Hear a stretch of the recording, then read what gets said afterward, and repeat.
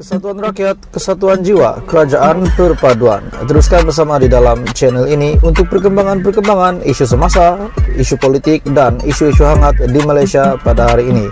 Jangan lupa teruskan bersama di dalam channel ini. Tekan butang like, share, dan subscribe channel ini untuk perkembangan terkini politik di Malaysia. Butang subscribe supaya kamu tidak terlepas perkembangan-perkembangan politik. Selamat malam semua, salam sejahtera. Terima kasih kerana Anda setia bersama di dalam channel ini. Satu isu hangat yang saya nak kongsi dengan kamu berkenaan dengan isu RM600 bilion yang tak sudah-sudah masih belum selesai. Sudah pasti seluruh rakyat Malaysia pada hari ini seperti saya juga yang tertanya-tanya di mana laporan keuangan sebenarnya untuk isu RM600 bilion ini. Tengku Zafrul sudah bersuara, pemimpin-pemimpin tertinggi Perikatan Nasional pun sudah bersuara. Dan apa tindakan SPRM, itu yang kita nantikan. Tuan-tuan dan puan, sebelum saya teruskan berita hari ini, saya ingin mengucapkan terima kasih kepada kamu semua, dan teruskan bersama di dalam channel ini. Dan jangan lupa tekan butang subscribe, supaya kamu tidak terlepas perkembangan-perkembangan terkini politik di Malaysia, khususnya daripada channel ini. Tuan-tuan dan puan semua, hari ini akhirnya SPRM buka mulut, SPRM buat pendedahan berkenaan dengan isu RM600 bilion, di mana ada dakwaan berkenaan dengan penyelewengan RM600 bilion.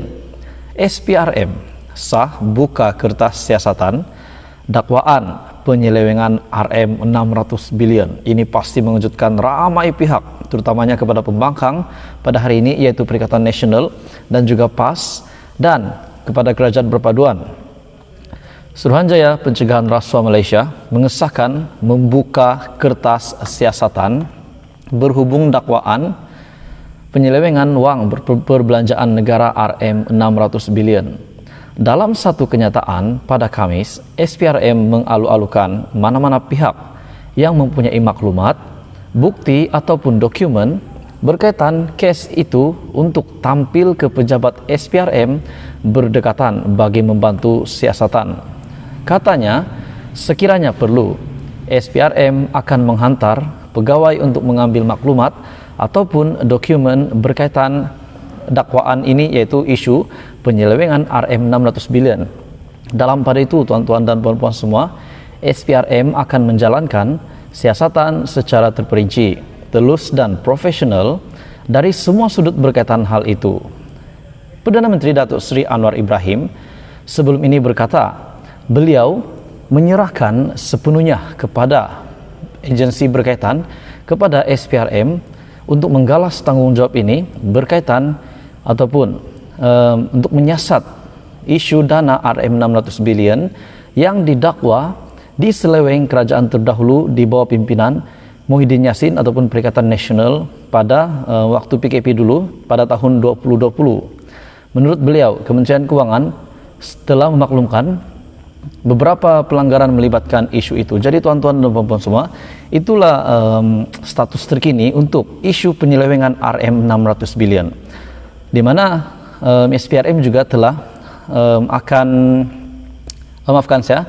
Menteri Kesehatan Muhyiddin Yassin dan juga Tengku Zafrul yang Menteri Kewangan pada ketika itu, dan KJ juga Menteri di bawah pimpinan Muhyiddin Yassin pada ketika itu, juga didakwa akan dipanggil SPRM. Dan yang mengejutkan, Tengku Zafrul telah membuat kenyataan bahwa beliau sedia untuk disiasat, dan juga telah membuat kenyataan awal bahwa katanya tidak ada pun yang untuk disorokkan, tidak ada langsung yang disorokkan ataupun disembunyikan berkenaan dengan isu ini. Jadi kita menantikan episode terkini isu penyelewengan dana RM600 bilion ini, kemana duit ini ataupun bagaimana sebenarnya apa yang terjadi. Teruskan bersama di dalam channel ini untuk perkembangan terkini politik di Malaysia. Tuan-tuan dan puan-puan semua, salam sejahtera Malaysia. Terima kasih sudah sudi menonton video hari ini daripada channel ini. Perkembangan terkini politik di Malaysia, Kerajaan Perpaduan, Timbalan Perdana Menteri sudah diisi jawatannya, menteri-menteri juga sudah diisi, dan kini kita menantikan pengumuman bagi timbalan menteri di dalam Kabinet Kerajaan Perpaduan. Sudah pasti Anda dan saya sendiri tertanya-tanya siapa yang akan menjadi timbalan bagi menteri-menteri di dalam Kabinet Perdana Menteri ke-10 Malaysia Kerajaan Perpaduan.